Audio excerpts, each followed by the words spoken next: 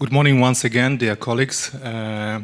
It's a great honor and it's a great pleasure for me to moderate, to lead the second morning session, which is actually a fifth session in our conference. And the second session is gonna be occupied by four participants. So we start on time, and I would like to ask all of us to keep your time very clear, because the lunchtime is coming soon, so please don't forget about it. And each of us is going to have 20 minutes for the presentation, for the talk. So my name is Jan Szumski. I represent the Institute of National Remembrance, the research office. I'm a senior researcher. And just one more clarification according to the panel. After the presentation, we're going to have a discussion, so be prepared to answer the question. To be honest, I'm not very familiar with the Romanian history and with the history of Romanian Church, so I'm going to be very careful and hear with a great attention. Anyway, so I'd like to start with the first presentation, and let me introduce the first speaker, Florentina Budeancă. Am I right? Yeah. From the National Council for the Study of the Securitate Archives in Bucharest. And she's going to present the following paper, the following talk. Bishop Márton Áron against the Romanian Communist State, the toughest year, 1948-1955. Florentina, the floor is yours. Thank you very much for introducing me. Ladies and gentlemen, I will start my presentation by telling you about the sources of my paper, which are mainly files from archives of the National Council for the Study of the Securitate Archives, abbreviated ACNSAS, in Bucharest, published works and web resources. About the structure of my paper, here you can see a couple covers of Márton Áron's files from CNSAS. And now we'll jump to the structure. Okay. The first chapter contains some biographical data about Márton Áron. What is important, in my opinion, he was born into a family of Secchi peasants. He studied only in Romania, not abroad, and the Holy See named him Bishop of Alba Iulia Diocese on 24 December 1938. The second chapter is let's hear. About Márton Áron relations with the Romanian authorities until the proclamation of the Romanian People's Republic in 1947. Further. Okay. The naming of Márton Áron as bishop of the Diocese of Alba Iulia propelled him into the attention of the Secret Service of the Romanian state, which took a few months to gather and sift through all the information about him. On 25 January 1939, the General Police Department emitted a large document in which they mentioned, among other things, that Márton Áron has not been implicated in any action threatening state security. Consequently, the Romanian authorities for a period were sympathetic toward him. This situation changed drastically in the second half of the 1940 as tension rose between Romania and Hungary after the Second Vienna Award. At this point, Márton Áron was considered spiritual leader of Hungarian irredentist propaganda in Romania, the highest authority of Romanian state and intelligence services began to look upon him with increasing suspicion. You can see in this map Romania's territorial losses in 1940. They are colored with dark yellow. After a long period of political struggle, on 6 March 1945, the first government controlled by communists was installed in Romania, and they launched a battle for total power. From March 1945 to March 1946, the intensity of this power struggle was reflected in Márton Áron's files by the decreasing number of documents relating to his surveillance. What brought him back to the attention of the intelligence services were his action openly favoring Hungary. On 7 April 1946, in the church of St. Michael in Cluj, he held a speech considered to be political in nature with a reactionary nationalistic character. Also in April, together with János Vásárhely, Protestant bishop from Cluj, he signed a message to the world powers gathered for the Paris Peace Conference, requesting the cession of a part of Transylvania to Hungary. On June 1st, in a rousing speech delivered on the occasion of a Catholic pilgrimage to Șumleu-Ciuc, Márton Áron stated that the decision of the world powers on 7 May, returning all of Transylvania to Romania, had been a bitter deception for Hungarians. At the end of the 1947, the Romanian communists had managed to take full control of the state. On 30 December, King Michael was forced to abdicate. The monarchy was abolished in the same day, and the Romanian People's Republic was declared.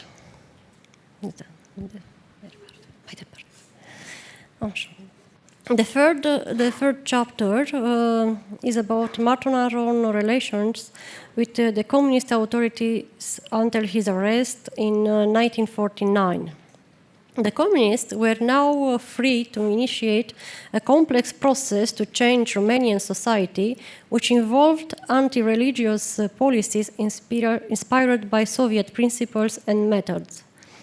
On 17 July 1948, the Romanian Concordat with the Vatican was abolished. Not long after this, several laws were passed as the new basis of relations between churches and the communist state. Decree 176 regarding education reform, Decree 177 regarding general rules for the religious denomination, and Decree 178 for the reorganization of the Ministry of Religious Confession. On 30 August 1948, the political police of the communist regime in Romania was founded, the Securitate, under the name of Department of State Security, DGSP, within the Ministry of the Interior. September was a dark time for the Catholic Church in Romania. 3 bishops were forced into retirement, and 3 of the 5 Catholic dioceses were dissolved, leaving only 2, Alba, Iulia, led by Márton Áron, and Iași, led by Anton Durković. On 28 October 1948, although the abolishment of the Greek Catholic Church was in full swing, Márton Áron and Greek Catholic Bishop Ursu submitted a statute on the organization and operation of the Catholic Church in the RPR, addressing both branches to the Ministry of the Religious Confession. Their impotence annoyed the authorities, who, in turn arranged for all Greek Catholic bishops to be detained by the Securitate the same night. Before long, Decree 358 on 1st December 1948 officially dissolved the Greek Catholic Church.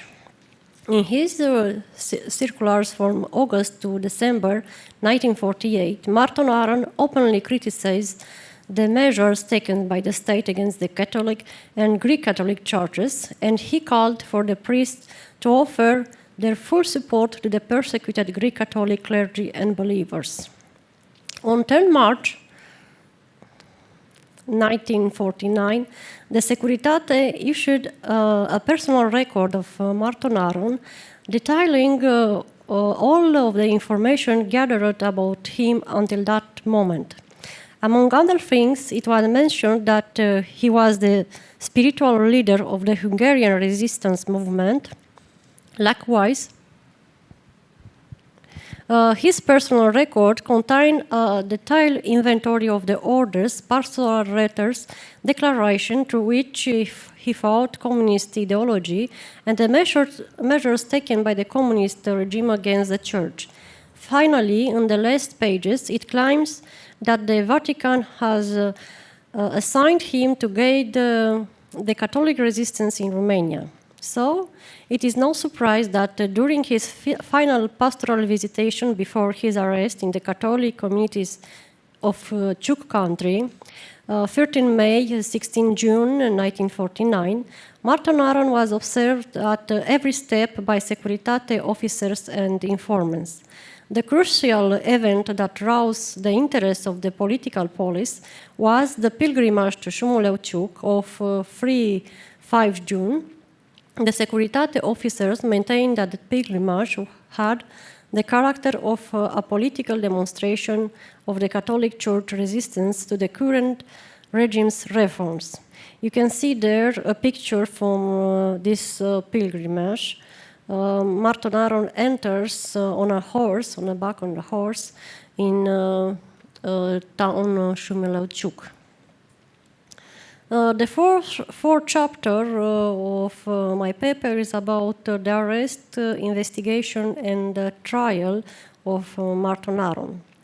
Márton Áron was arrested on 21 June 1949.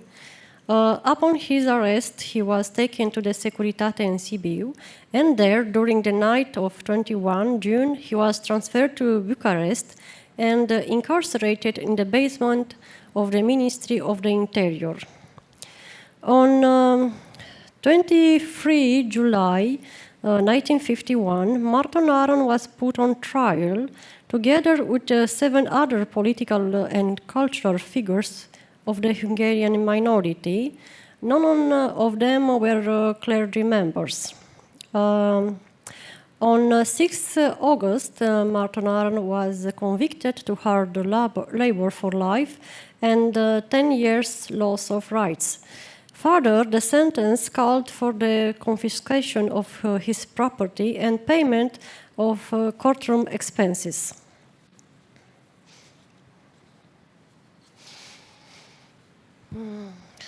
The 5th chapter is about the Alba Iulia diocese after the arrest of Márton Áron. I will skip this chapter. I will tell you only that the attempt of the communist state to install cooperative figures at the heads of the Catholic diocese and build a national Catholic church were bound to fail for several reasons.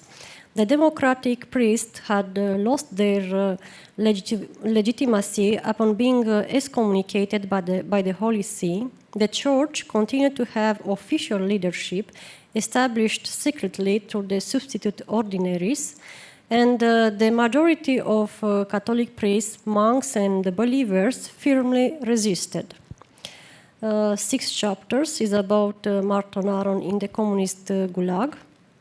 Márton Áron's time in the communist prison is not well described in his files. What is certain is that during his trial he was transferred from the Ministry of the Interior to Jilava prison, and after his sentence was read, he was sent to Aiud prison, where he arrived on 14 August 1951. He was held in Aiud until September 1951, when he was transferred to Sighet principal prison. Yes. One relevant aspect of his time in Sighet is a report dated 18 May 1954. You can read it behind me. The document was likely drawn up in the context of a discussion held in Bucharest by the communist leaders regarding the complicated situation of the Catholic Church.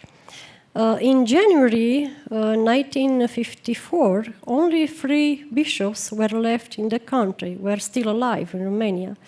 Istvan Fiedler, 83 and ill, Augustin Paca, 84 and very ill, and Márton Áron, 58, and held in high esteem unanimously. Under this condition, the Romanian authorities began to consider the release of Márton Áron, regarded as the best solution to improve relations with the religious community and restore discipline among the priests. Even though Márton Áron agreed to no understanding with the communist authorities, the Presidium of the Great National Assembly decided on 3 January 1955 to release him through a suspension of punishment. Chapter 7, it's about the 3 months or uncertainty, January-March. The release decision was implemented on January 6, when Márton Áron was taken to the quarters of the Catholic Archbishop of Bucharest, where he stayed until close to the end of March. His 3 months in Bucharest were extremely difficult. The bishop was constantly surrounded by Securitate informants and systematically prevented from seeing people who could have had an undesired influence on him. Likewise, he was subjected to pressure from the authorities and certain Catholic clergy to accept an understanding with the regime and recognize all of the action taken by the current leadership of the diocese. In spite of their best efforts, Márton Áron remained unchanged. Finally, on 17 March, the Minister of Religious Confession informed him that he was free and allowed to go to Alba, Iulia, with no condition attached. Márton Áron left for his residence in Alba, Iulia, with a clear conscience and the satisfaction of having managed to return to his position without making any compromise that would affect his integrity. The 8th chapter is about relation between Márton Áron and the communist authorities until 1956. There is some factors that fueled new tension between Márton Áron and the regime.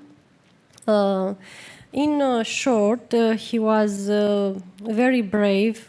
Even sometimes I could say he was bold in his relationship with the communist regime.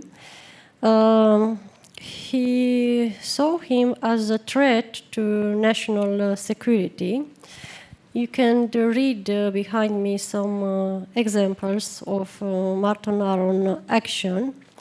The domestic and international political situation and the information gathered by the political police between autumn 56 and spring 57 regarding the action of Márton Áron convinced the communist authorities to take new repressive measures against him. On 5 June 1957, he was imposed a mandatory domicile in Alba, Iulia. These restrictions were only lifted on 22 November 1967 for the visit of the Primate of Austria, Cardinal Franz König. Back to 20. Back. Înapoi. So, Márton Áron, 10 years, was forced to stay in this episcopal palace in Alba, Iulia, and was allowed only to go to the Cathedral Saint Michael. 10 years, then he can go in other part. He can cross the street. Is not allowed. But I will finish here. Thank you very much for your attention. I do appreciate your presentation. Actually, I have a few questions, but I am going to ask you at the end of the session. And the next speaker, Dr. Cosmin Budeancă from the Institute of the Investigation of Communist Crimes and the Memory of Romanian Exile from Romania. His presentation entitled Sandor Imre, am I right? Sandor? Yeah. Sandor Imre, a Roman Catholic priest in Romanian communist jails. So, if I understand correct, we're going to continue the topic connected with the communist repression on the Catholic Church. Cosmin, the floor is yours. Thank you for your presentation. Thank you to organizers because give me the opportunity to be here in front of you. Yes, it's true. The Sandor Imre was the very close collaborator of Márton Áron, and for a period of time was keep the places of Márton Áron, how you will see. It is well known in the former communist countries, religious clergy viewed as spiritual leaders and opinion formers came to the attention of the authorities, some being eliminated and others convinced to cooperate with the regime, and Romania was not exception. The estimated number of clergy and priests who was in prisons in communist time, that almost to several thousand people.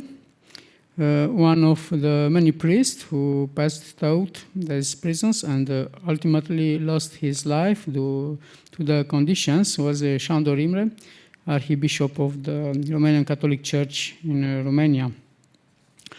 Beginnings. Sandor Imre was born in 23 August 1893. His parents was farmers. He began studying theology in 1912 in Alba, Iulia, and finished in the period of 1914-1916 at the Theological Academy of Pázmány Péter University in Budapest. In 1916, he was ordinated as a priest, and in 1929, he continued his studies in Italy, French, and Spain. The start of his career as priest was quite normal. He returned home, and in 1960-1980, he served as a village chaplain in a small village, Remetea. Before long, he was transferred to Alba, Iulia, where he worked as copyist in the bishop's office. For 2 years, he was a chaplain and a professor of religions at the Roman Catholic Middle School in Brașov. In September 1920, he returned to Miercurea Ciuc, where he worked as professor of religion at the most prestigious Roman Catholic Middle School for 10 years. Simultaneously, he was the director adjunct of the boys' boarding school. As professor, he also contributed to developing the local spiritual life. He organized the Mariana congregation and the Mariana library in Șumuleu Ciuc, which was solemnly inaugurated in the spring of 1921. Also in spring 1921, he joined other professors and local religious leaders to show the vitality of the Catholic fight by resuming the procession of Pentecost Saturday, which had not been held since 19 1804. The event became a tradition and a chance for Transylvanian Hungarians to gather and celebrate their ethnic identity, but also a special pilgrimage. A major step in his advancement in the Catholic hierarchy was being named in 1930 as director of Roman Catholic People's Union of Transylvania. This was a position of great responsibility in the service of the Catholic community, and he held it from 1930 to 1934. He did not inherit a very good situation from his predecessor, so he took a series of steps towards reorganization, self-improvement on the part of the leadership and the organization of Roman Catholic ecclesiastic courses. In September 1933, in support of both scholastic and extracurricular education, together with Márton Áron, launched a crucial pedagogical magazine, Transylvanian School. This helped his pedagogical, social, and national principles to become well known in the public sphere, but the magazine also became a source of information regarding the activities of the Roman Catholic People's Union of Transylvania. These exceptional activities did not go without recognition, and in November 1933, Pope Pius XI gave him the title of Papal Chamberlain. The most important and eventful stage of his life was his time spent as priest in Odorheiu Secuiesc, which prepared him for what was to follow. In 1934, he was named archdiacon and assigned to the parish in Odorheiu Secuiesc, the most populous district in the diocese. In the next more 5 years, he made important activities in the material context, in the spiritual life, and in the work of religious associations. In June 1939, Bishop Márton Áron, on 21 June 1939, Bishop Márton Áron named Sandor Imre vicar of the diocese. The second Vienna dictate of 30 August 1940 was well received by Hungarians, but the addition of part of Transylvania to Hungary with the resulting changes put the priests and the parishioners of the Alba Iulia diocese in a difficult position. Some of them remained on Romanian territory, while others moved to northern Transylvania. In this context, Sandor Imre was named the diocese's vicar general, but for believers in northern Transylvania, with full authority. He was in difficult situation during this period and was often forced to make decisions on his own. Although he had only 2 months to prepare for relocation and accommodation, he avoided the trap of political demagoguery and addressed the priest from the position of a well-known priest. He professed solidarity with the bishop and, faithful across the border, expressed support for the maintenance of confessional schools, for the restoration of those lost, and for religious education. He expressed the support for the Catholic press and encouraged priests to act as intermediaries in problems between believers and authorities. He also carefully monitored by religious and political situation, acting quickly was necessary. He attempted to integrate, to remain faithful, and as much as possible to cooperate with officials. With the approval of Bishop Márton Áron, he organized Catholic action on the northern Transylvania. A period followed in which this went rather well, but the success was short-lived, as the approaching front also changed the favorable political situation. For this period, it is important to mention that Sandor Imre was an opponent of the deportation of Jewish to Nazi camps and was involved to save them.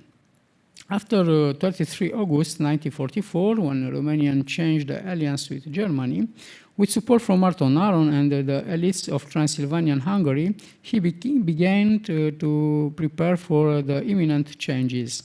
In the fall of that year, the Transylvanian Hungarian Council was founded, which included Sandor Imre among its ecclesiastical structure. he signed a letter of guarantee which on 17 September 1944 led to the release of 50-60 communists detained in Cluj. The similarly signed memo sent to Governor Horthy Miklos and another delivered to Moscow. The Hungarian Council took up the defense of the Jews and Romanians and also took measures to stop the closing of the factories in Cluj. As a result, Cluj was not affected by major military actions. Shortly after the end of the war, the office of Episcopal Vicar General of Cluj was abolished. Sandor Imre renounced to the title of Vicarius Generalis and returned to Alba Iulia, named by Márton Áron prefect apostolic of the diocese and leader of Catholic Action, and he continued his activity as episcopal vicar. Even though his public appearances were rare, after returning to Alba Iulia, Sandor Imre remained close by to Bishop Márton Áron. He was often mentioned in documents together with the bishop. Furthermore, he remained greatly interested in the problem of Hungarian population in Transylvania. These actions on the part of Sandor Imre took place during a period in which the communist authorities were making concerted efforts to increase their control of Romanian society. In those years, the authorities showed an exceptional interest in Roman Catholic leadership, and Sandor Imre was not an exception. There is a series of documents in the archives which illustrated this while also offering interesting information about his life. For example, he was mentioned as a subversive Hungarian nationalist or with a hostile attitude to the new law regarding religious confessions. On 1st February 1949, Sandor Imre, together with Márton Áron and other Romanian Catholic priests in Romania, were defounded for anti-democratic attitudes. This was a road blow for the leadership of the Catholic Church, but it could not compare with what was to follow: the arrest and forced resignation of all the bishops and their replacements who were loyal to the Vatican. One crucial event was the arrest of Bishop Márton Áron on 21 June 1949. In this situation, the leadership of the Alba Iulia diocese was taken over by Boga Alajos, who was himself arrested almost 1 year later, in May 1950, when he refused the government's plan to create a national church unconnected to Rome. On the arrest of Boga, Sandor Imre, being provicar and also from 10 May 1950, substitute ordinary in Alba Iulia, became deputy to the bishop. The communists took another step toward control of the Roman Catholic Church on 4 June 1940, when the Ministry of Religious Confessions delivered a proposal for the statute of the Roman Catholic Church.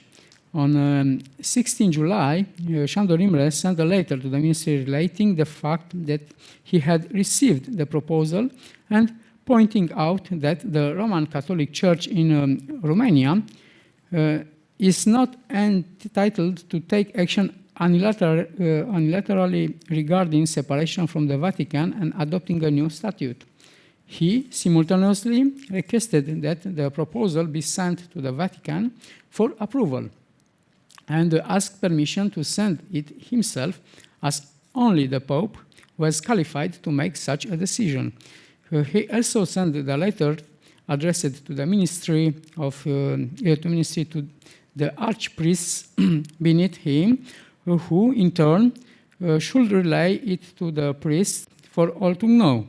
However, such information could have triggered unease among the people, so the Securitate intervened and stopped the spread of the letter.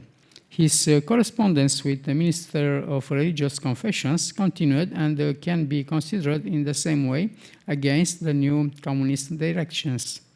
Tension between Bucharest and Vatican continued to intensify after the Apostolic Nunciature left Romania, and in 1950, several Roman and Greek Catholic priests, including Sandor Imre, sent reports to the Vatican presenting the situation in the country. For example, beginning with June 1950, Sandor Imre sent 4 or 5 letters to the vicar of the Italian church in Bucharest, Clemente Gatti, and received the same number of responses. The increasing pressure from the authorities on the Roman Catholic community convinced Sandor that he needed to proceed carefully. But his prudence regarding the authorities was not, however, reflected in all situations.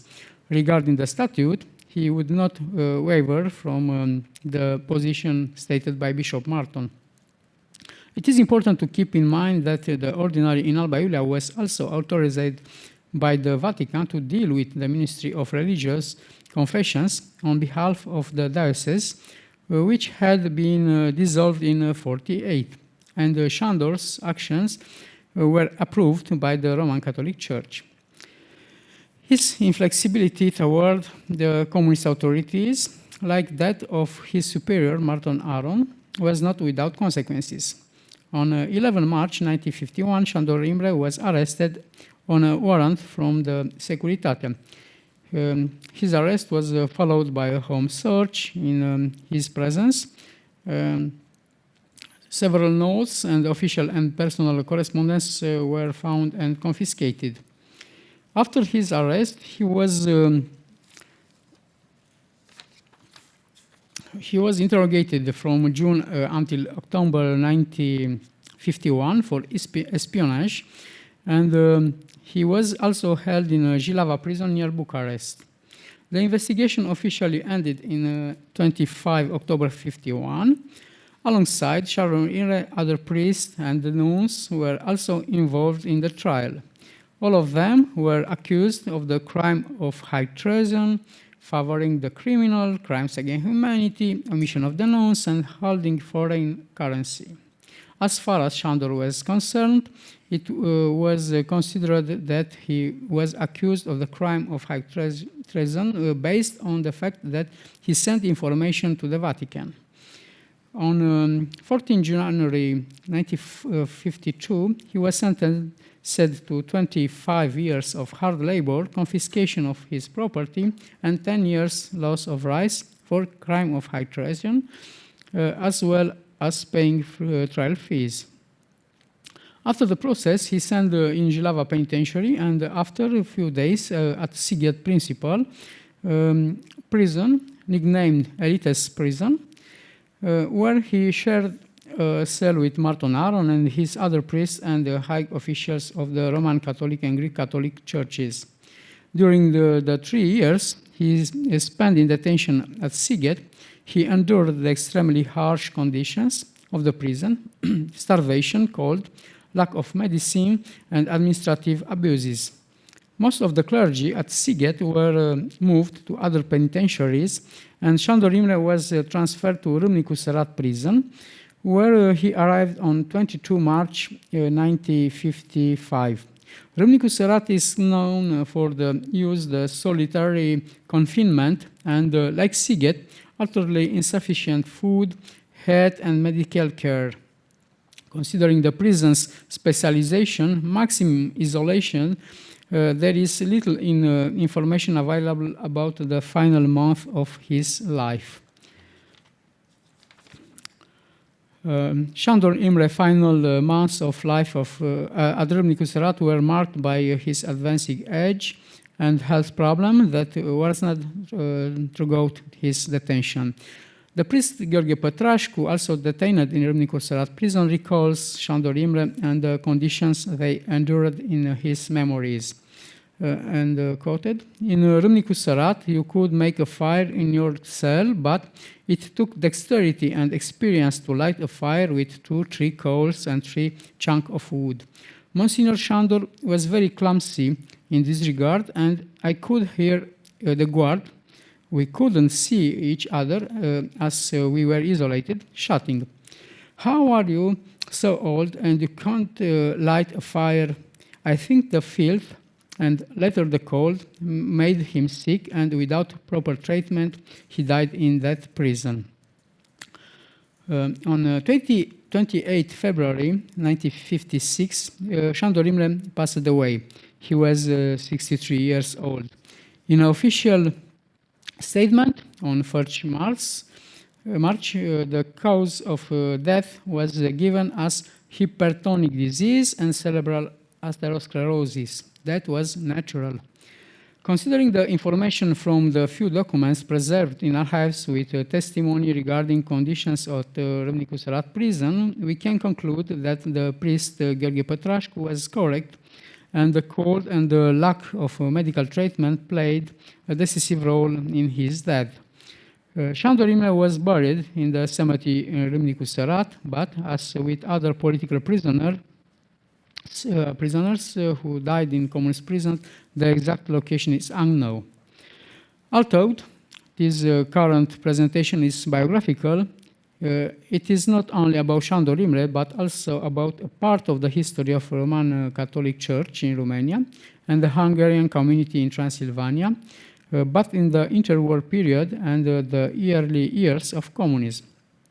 Sandor Imre's destiny was interwoven with death, as he bore witness to or participated in many of the important events after 1918. The tragic circumstances of his death in Râmnicu Sărat prison was similar to those of other religious figures brutally eliminated from society by the communist regime because they refused to renounce to their professional convictions and principles. Sandor Imre is a good example of what a spiritual leader ought to be, involved in the spiritual, social, cultural, and economical development of the community. He took it upon himself to lead and especially to serve. Thank you for your attention. Cosmin, thank you so much for your presentation, and now we are going to expand a little bit our research perspectives and research area by adding one more piece to the history of Romania. I mean, the relationship between the Roman Catholic Church and the Roman Orthodox Church.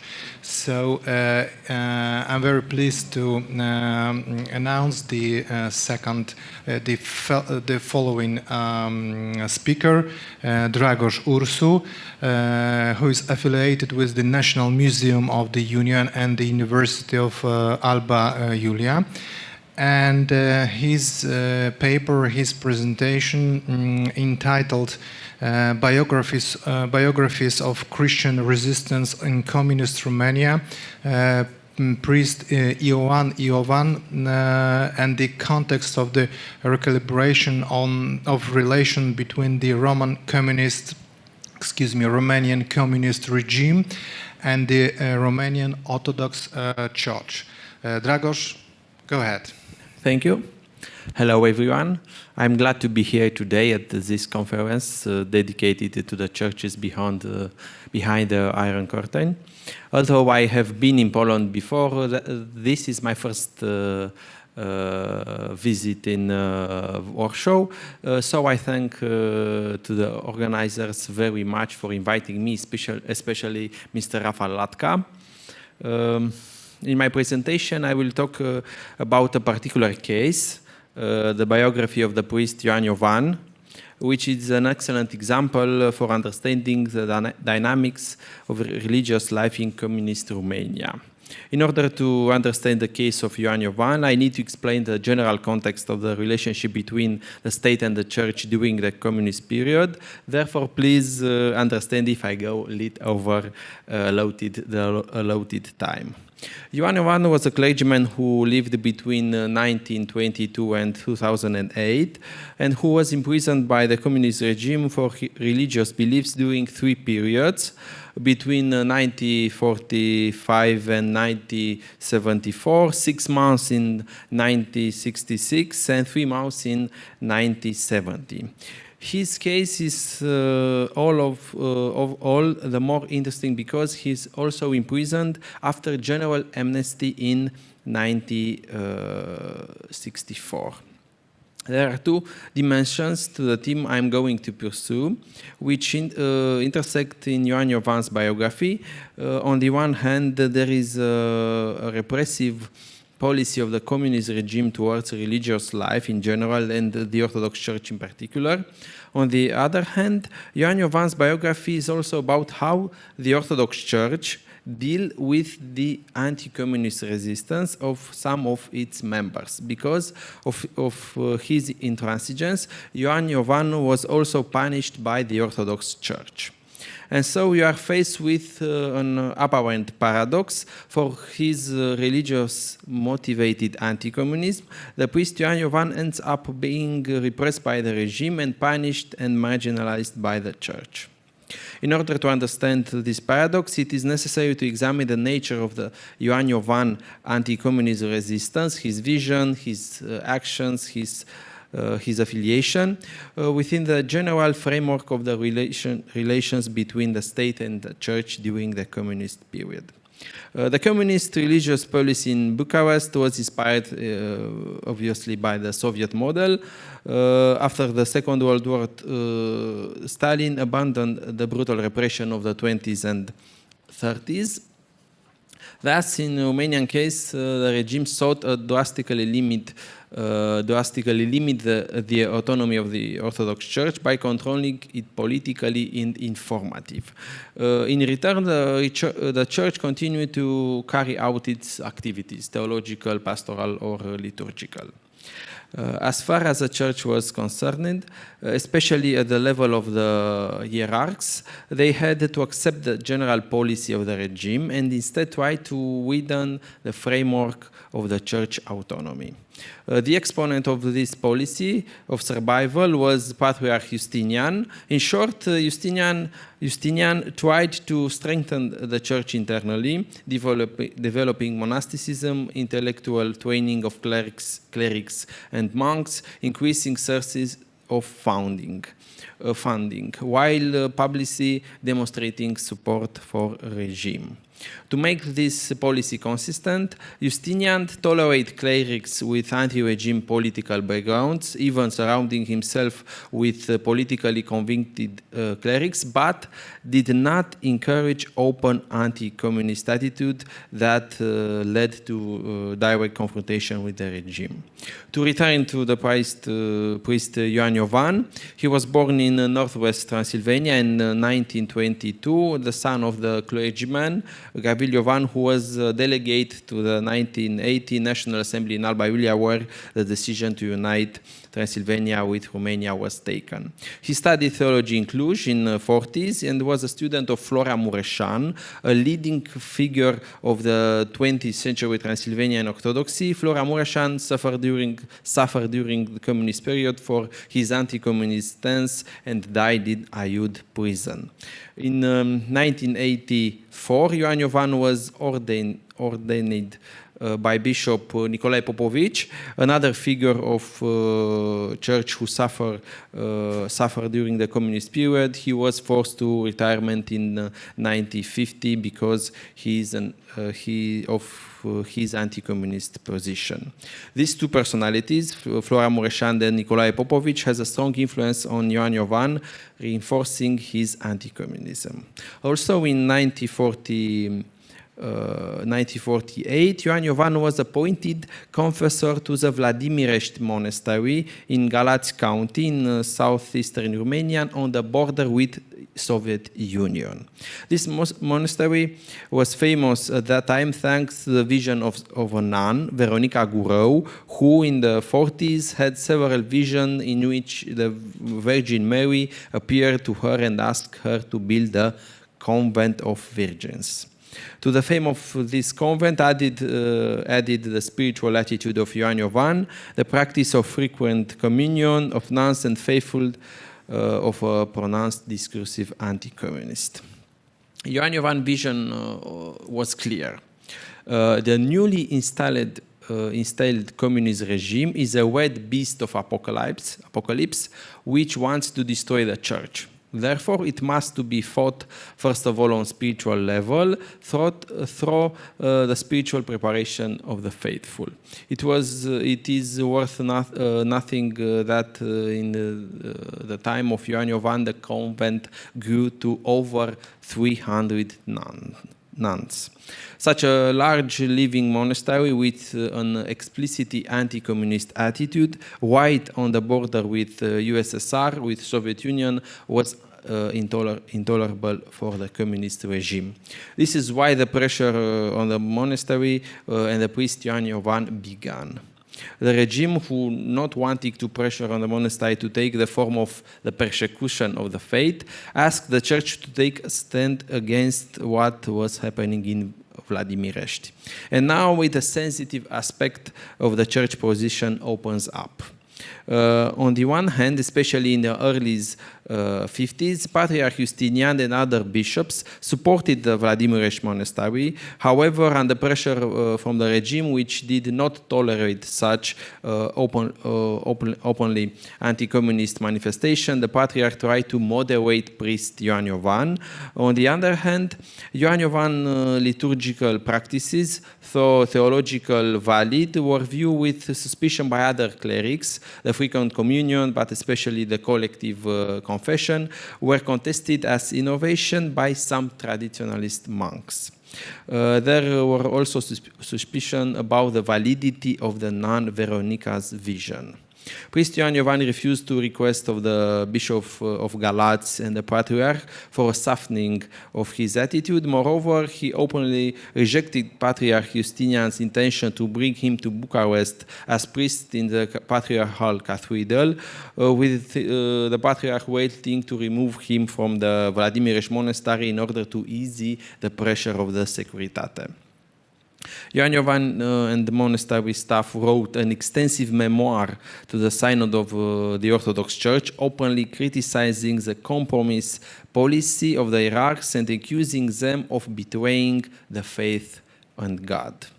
In 1955, the priest Ioan was tried by the ecclesiastical courts and defrocked, removed from the priesthood for his position accused by disobedience to the church hierarchy and theological errors. It is important to note that although the trial had the form of an ecclesiastical trial in which Ioan was accused of the theological innovation, it was under the direction of the Securitate through its agents among the clergy. After the condemnation of the church, the regime immediately proceeded with the arrest of Ioan and other nuns and dismantling of the Vladimirești monastery. In order to conceal the anti-religious nature of this measure, the Securitate used a political pretext, the fact that the Vladimirești monastery housed refugees, former political prisoners with legionary past, fascist past. Under this pretext, on the night of 29 March of 1955, Securitate troops raided the monastery and arrested Ioan and nun Veronica Durău and the other nuns.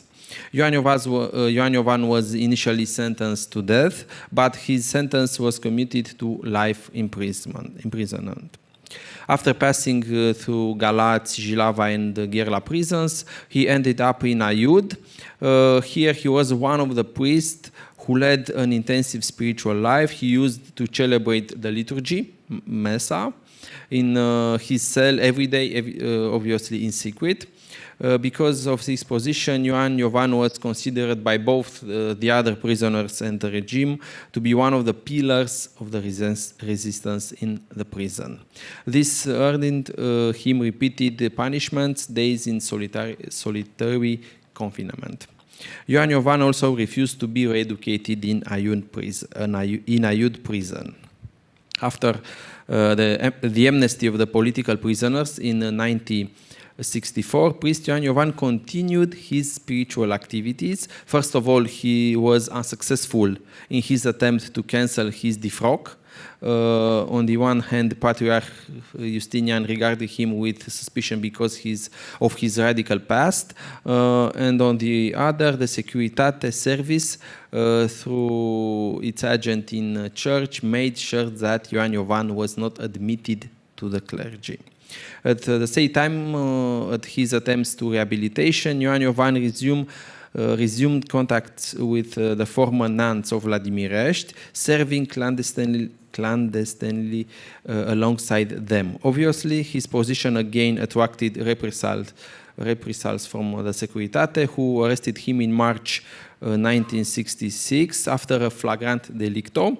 Iovan was sentenced to 6 months imprisoned for holding religious services when he had no legal right to do so. He had been defrocked by the church. The operational objectives of the Securitate in the case of Ioan was clear. He was not to be associated in any way with the former nuns of Vladimirești, nor was to be resume his spiritual activities. The Securitate were afraid that his charisma and the prestige he enjoyed as a result of his imprisonment might again rally the faithful. The Securitate documents The Securitate documents show that the regime was not totally opposed to Ioan returns to clergy. However, for this to happen, he had to give up his links with the former nuns and be sent to a monastery in Transylvania, far from his acquaintances in Bucharest and Galați. Throughout in 60s and 70s, however, Ioan remained in contact with the former nuns, whom he continued to guide spiritually. In 1970, following a raid by the Galați Securitate Police, the priest Ioan was arrested again, this time while serving in secret in a house with more than 100 people. It should be remembered that the church had condemned the service of the defrocked priest. This is was an aspect that contributed to maintaining mistrust between the church hierarchy and Ioan. At the same time, however, it should be emphasized that Ioan considered his defrocking to be invalid from a theological and canonical point of view because it had been adopted under pressure from the political police. From that moment on, the security police began intensive action to break the connection between the former nuns and the priest Ioan, using agents from among the former nuns themselves, representative of the Securitate ability to act in this fact that the former abbess herself, Veronica Gurău, Ioan's right-hand woman, was recruited and used intensively by the Securitate. In short, Ioan's situation was critical in mid-70s. He was constantly persecuted by the Securitate and rejected by the church. In 1979, there was a saving moment in his biography. An acquaintance, engineer Marina Chicherna, saved the priest Ioan from being arrested again by hiring a lawyer. She also advised him to change his position. He gradually renounced his connection with the former nuns. He then presented a new memorandum to the Holy Synod, asking them to allow him to re-enter the clergy without having the right to preach in public. With support of Bishop Antonie Plămădeală, he was integrated into Plumbuita monastery near Bucharest. After the fall of communism, his ban of religion activities was lifted, and he managed, together with Maria Chicherna, to build a monastery in Transylvania, where he served until his death in 2008. After we trace Ioan biography, we can observe, on the one hand, the evolution of the religious policy of the communist regime in Romania. In the early 50s, it brutally suppressed the anti-communist spiritual resistance of Ioan and Vladimirești Monastery. Then, after the 60s and 70s, it refined its methods, combining informational surveillance and with the personal isolation of the persecuted. On the other hand, we can see the limits of the church's autonomy in relation to the state, and more importantly, the limits of its survival policy. For example, the church leadership didn't encourage the public anti-communist attitude of the clergy and tried to moderate their possible anti-regime actions. Moreover, through its agents in the church administration, the Securitate Service controlled the attitude of the hierarchs toward the anti-communist priests, emphasizing disciplinary measures against them. This is a case with Ioan, who was repressed and pursued by the Securitate, but also rejected by the church for his uncompromising stance. Only when Ioan realized that in order to be reinstated to the clergy, he would have to renounce his ties to the former nuns of Vladimirești, did the church reconsider its position towards him, and the Securitate tacitly accepted this. Although there is no data to fully confirm the following assumption, it is worth mentioning a significant detail from 1964 on Iovan's release. The officers note that if he were to be reinstated in the clergy, he should be sent to a monastery in Transylvania in order to lose the link with Vladimirești. This was actually fulfilled after 1990, when Ioan founded the monastery of Recea in Transylvania. Thank you, and I'm waiting you, one of you at Alba Iulia on 2 weeks, especially Mr. Rafal Latka. Thank you.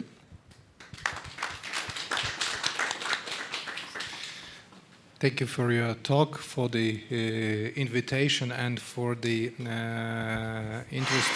interesting presentation of the case study. I mean, the example of the one of the priests, his struggle, his complicated relation with the communist regime. I think it's quite interesting, especially when I talk about the relationship between the ordinary people, ordinary priests, and the big, huge repressive machine. And I would like to present our last speaker, last but not least, of course. Ioana-Zoia Sandu, Ursu, from the National Museum of the Union, and at the same time from the University of Alba, Iulia, is going to present us a topic entitled Faith in Communism Through Faith, the Spiritual Searches of the Burning Bush Group in the period 1945-1956. So thank you for the introduction. So while we solve this technical details, I want to emphasize how the biography presented before by Dragoș, respectively Father Ioan, has been a controversial figure for the Romanian Orthodox Church. And compared to his biography, the group that I am talking about, that I'm going to talk about, is rather an iconic group of intellectual and clergy, known as the Burning Bush Group. And after 1989, they have been reclaimed, their biographies have been reclaimed as something exemplary, you know, as something paradigmatic, specifically being associated with resistance through faith, so anti-communist resistance through faith. The Burning Bush themselves were actually interesting. So despite them being reclaimed by the church and by the public discourse as iconic, they were still rather original or one of a kind, because their ethos and their activities, the nature of their activities, was not necessarily traditional to say so for the Romanian Orthodox ethos. You see, they were intellectuals, they had cultural affiliations and affinities, and this was not necessarily a common practice in the Orthodox Church. They were friends, they were writers, university professors, painters, sculptors. They knew each other, they were connected to each other since interwar Bucharest, right in the center of interwar Bucharest. And it was their connection, their ties were something particular which gave birth for a short period of time to a movement and or some kind of reunion, a cultural circle, if you would like, that was known as the Burning Bush phenomenon. It also helped that right after 1990s, in 1995, Father Andres Crima, a renowned Orthodox monk and intellectual, wrote his memoirs, The Time of the Burning Bush, and his colossal and universal intellectual dimension invested even more weight into the activities of the Burning Bush. So, to begin, for me to offer you a perspective on the Burning Bush group, it's worth it to say that the most known of their activities were their reunion as a cultural circle from 1945 until 1948 in central Bucharest. So they were tied to the monastery of Antim. Antim was an Orthodox monastery right in the center of Bucharest. And it was just after the war. So they started to rebuild. The monastery had suffered different alterations from the war and after the bombings. So for a short while we have this effervescence. There are some generals, some rich generals who after the war decide to finance the reparations for the monastery. And next to these generals who are acquainted with these writers and the journalists and university professors, things start to get interesting right in the center of Bucharest for this cultural dimension.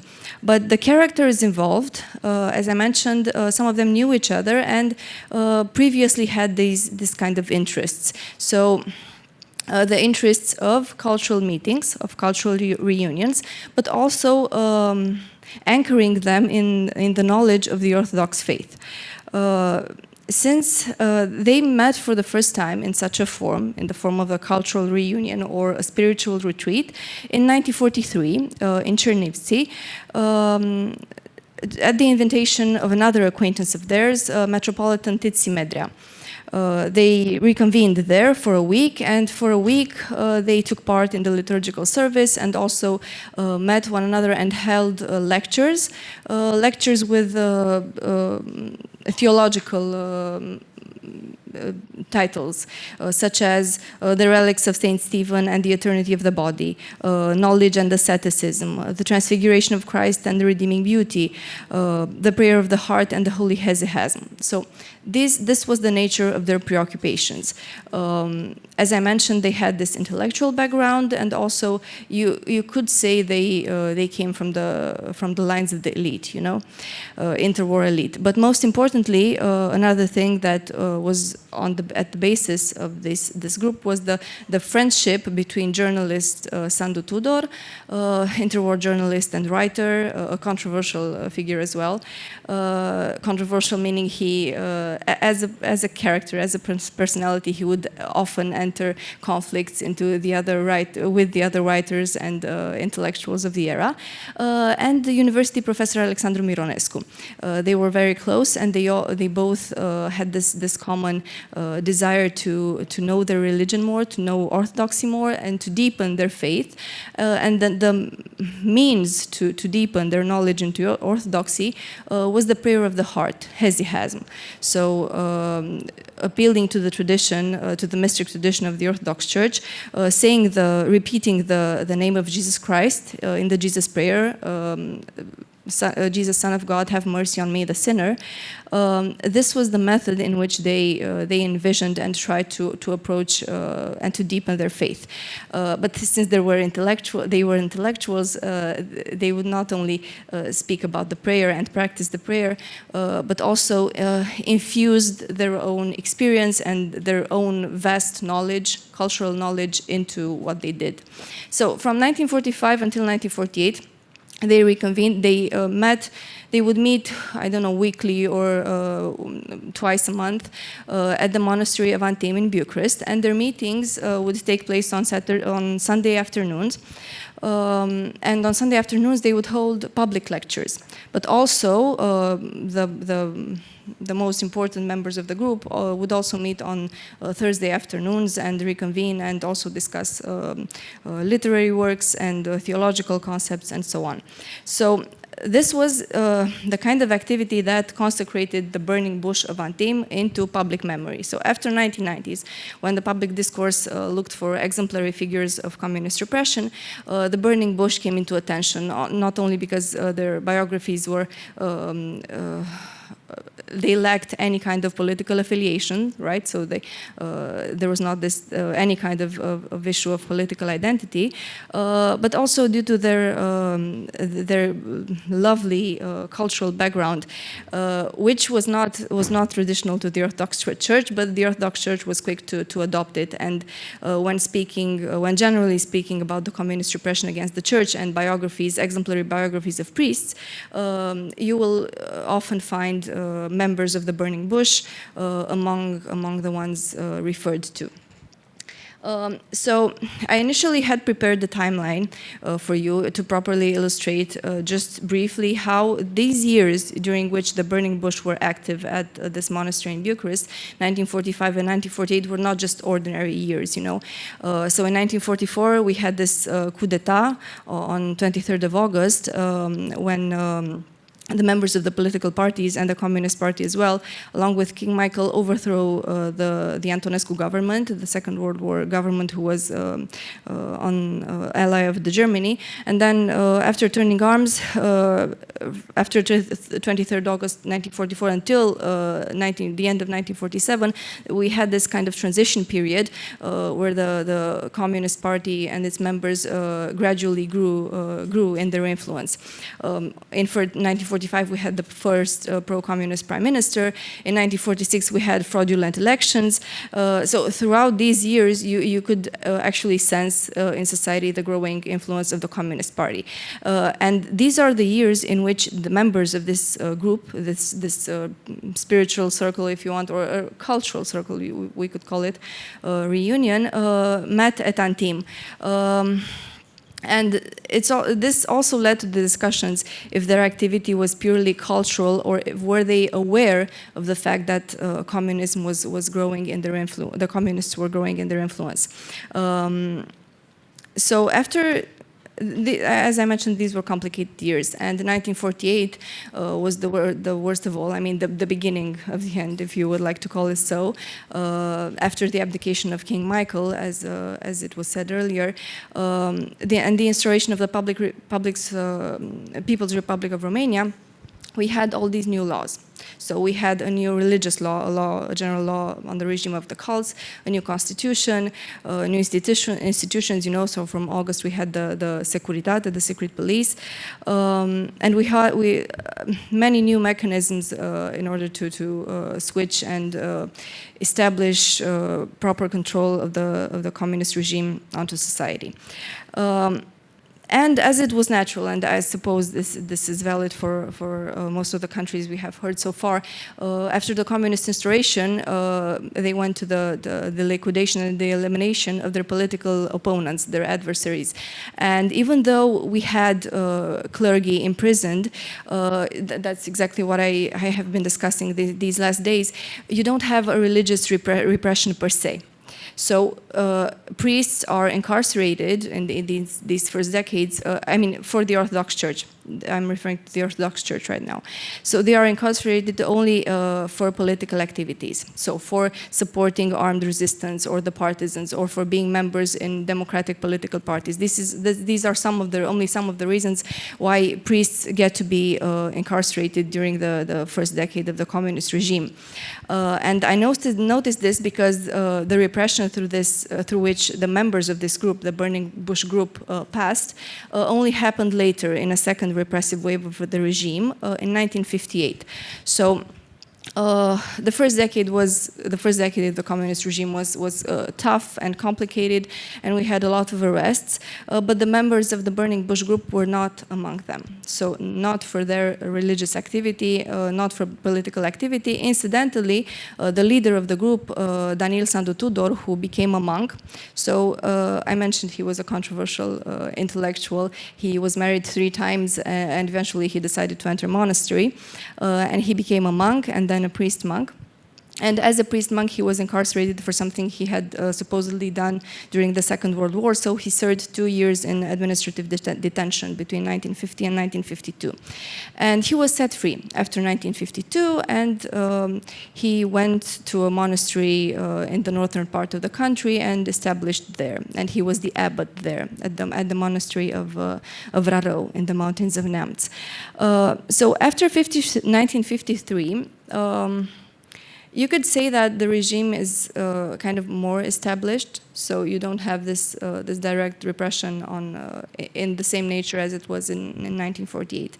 So what happened to the members of this group, of the group that I'm talking about? So after 1948, even though they did not have this legal functioning form as an association, but they identified themselves as an association, the Burning Bush of the Mother of God Association, naming themselves after the icon of the Theotokos of the unburnt bush,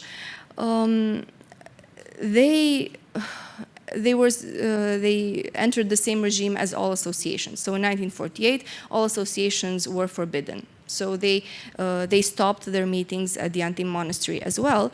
And Patriarch Justinian Marina, who was actually very wise in dealing with the situation, decided to spread them around across different monasteries in the country to break the group in order for the political police to stop tracking them and to stop considering their meetings as hostile and their activity as a political one. And this held for a couple of years. But after the leader of the group, Sandu Tudor, came back from prison and became an abbot and went to the mountains, to the monastery, he could not stop visiting his friends who were in Bucharest. So his best friend, Alexandru Mironescu, who was a university professor and was living in Bucharest, also he still had ties to the patriarchy, and he would just come by train from the northern part of the country, from the Neamț mountains to Bucharest, and to visit all his acquaintances. So visiting his acquaintances, you know, naturally they met one another, and reunions organically restarted to take place. Also, they got acquainted to some young university students in 1955, some common family acquaintances, and he invited them over to his monastery for a spiritual retreat, for them to come and to assist in the liturgical services and spend a couple of days and rest and to clear their heads, you know, from the propaganda in the university. And a couple of students came to his monastery, and this is how they got acquainted to the Christian faith, and also to him because he was a very charismatic figure, and he told them, he spoke to them about literature, about Christian faith, about philosophers, about writers, and this was all a new world to them, and they were fascinated. So this is how a couple of young students, students in architecture and letters, got acquainted to Father Daniel, but also to his friends, to University Professor Alexandru Mironescu, also to Reverend Benedict Ghiuș, Father Sofian Boghiu, who were present as monks either in Bucharest at the Patriarchy or in monasteries next to Bucharest. So The group, another group, somehow connected to the spiritual inheritance of the initial spiritual circle, reformed somehow, regrouped in the mid-1950s, 1955. So they would meet usually in Professor Mironescu's home and, discuss spiritual issues. The students would go to receive confession or to meet one another, to pray together, to discuss books. Maybe we could call this, I don't know, tacit resistance, some form of cultural survival in order to avoid the oppression of the ideology and the propaganda. This is debatable continuously. But what's interesting is that in 1955, and my presentation stops before the actual repression of the group, because that happened in 1958, and it's a bit after the years of our conference this year. So in 1956, actually, in late 1956, a student who was not part of the group somehow heard about their meetings and went to one of the meetings.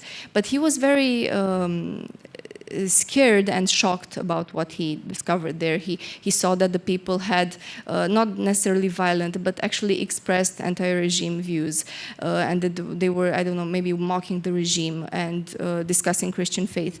And something that ticked him off.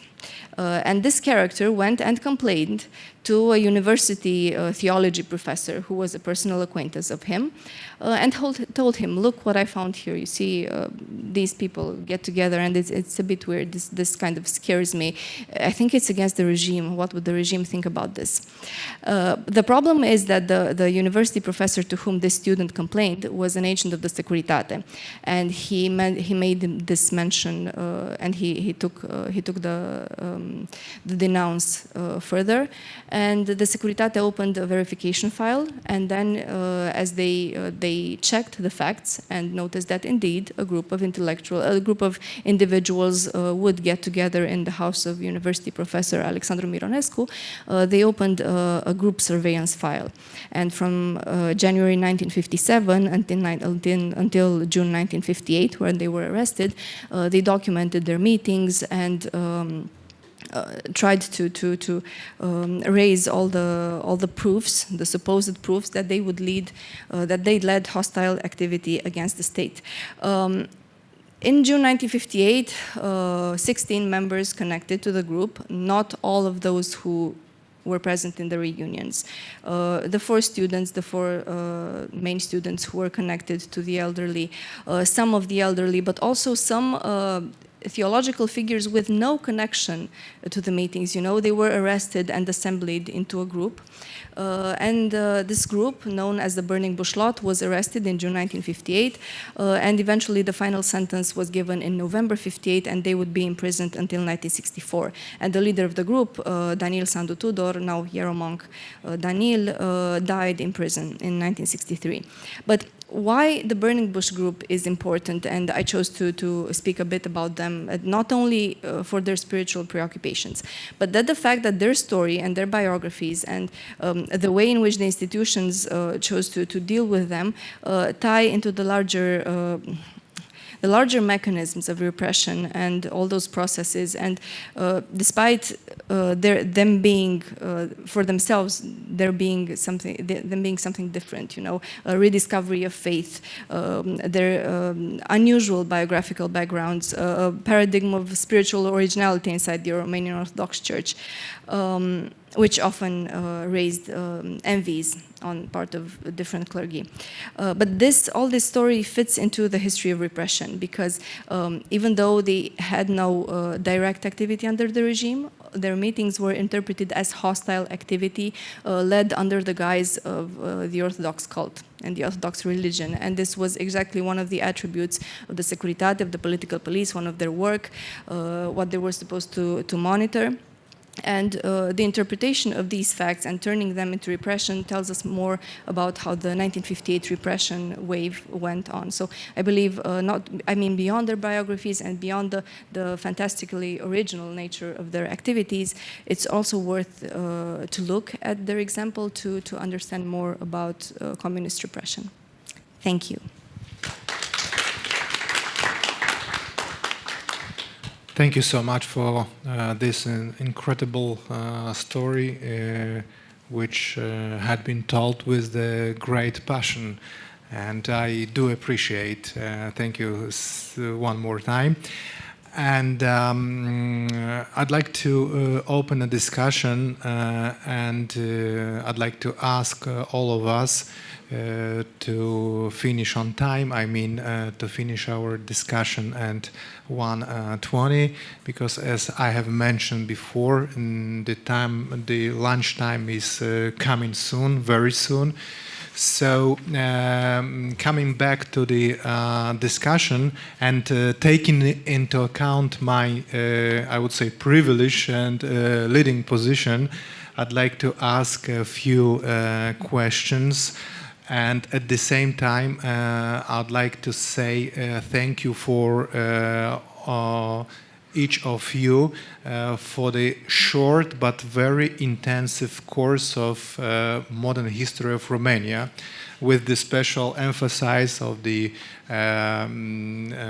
state or the totalitarian state policy towards the Catholic Church, toward the association of intellectuals as a burning bush group. So it looks very interesting and exciting.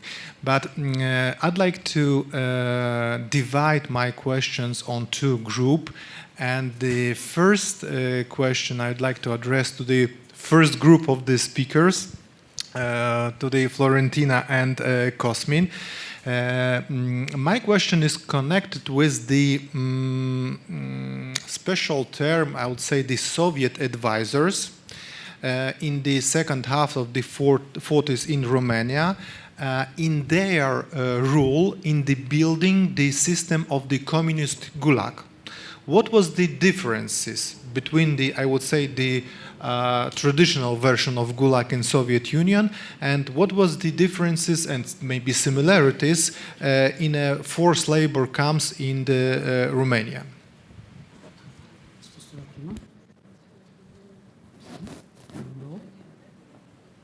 Okay, I tried to divide the responsibility, but it doesn't work. So I try to answer to the second questions.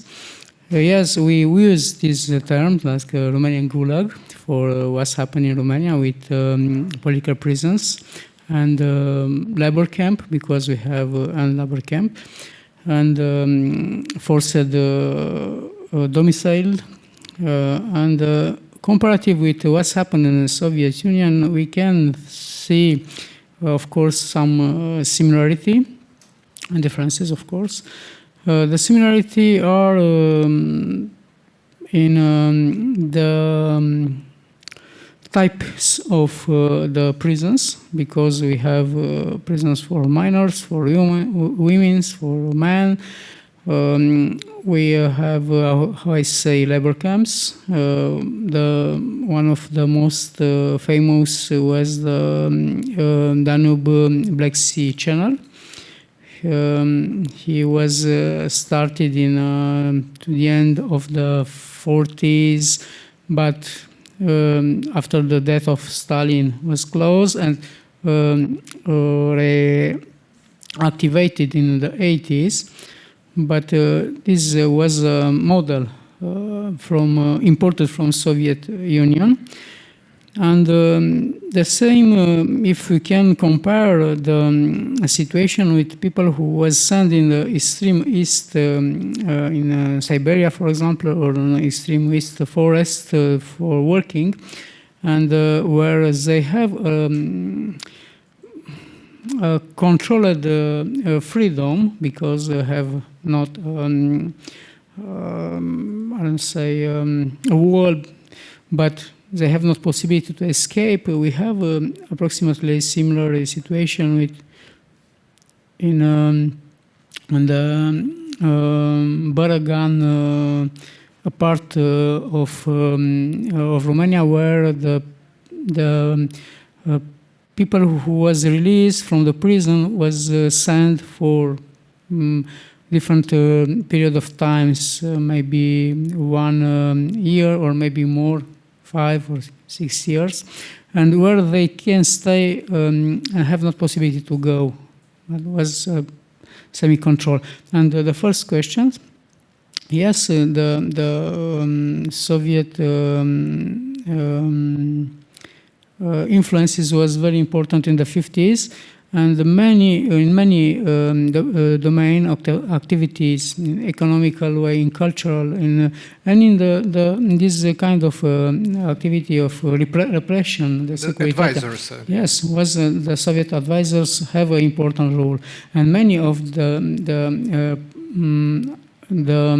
methods who was involved by Securitate was these Soviet advisors teach the Securitate officers to do. Okay, thank you so much. Welcome. And the second, maybe not group, one short question I'd like to address to Dragoș. You have mentioned, you have been talking about the relation between Roman Catholic and Orthodox Church.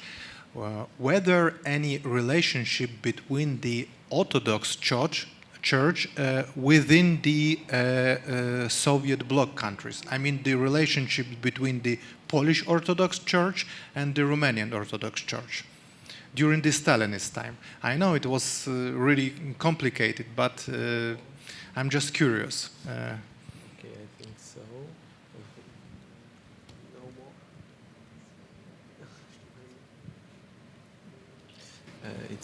It's not my team, my Okay. Scientific research domain, but as Cosmin speak, in 50s, the relation between the Orthodox Romanian Orthodox Church and Russian Orthodox Church it's more closed. But after 60s and 70s, when Ceausescu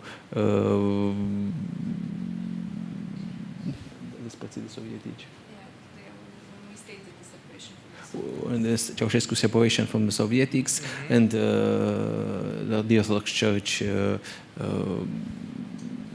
separated from Russian Church. Okay, thank you so much.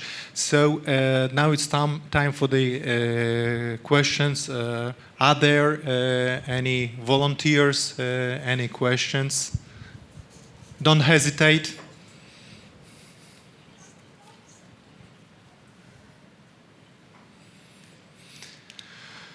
Everyone is so tired, or maybe everybody. Yeah, we are waiting for the lunchtime.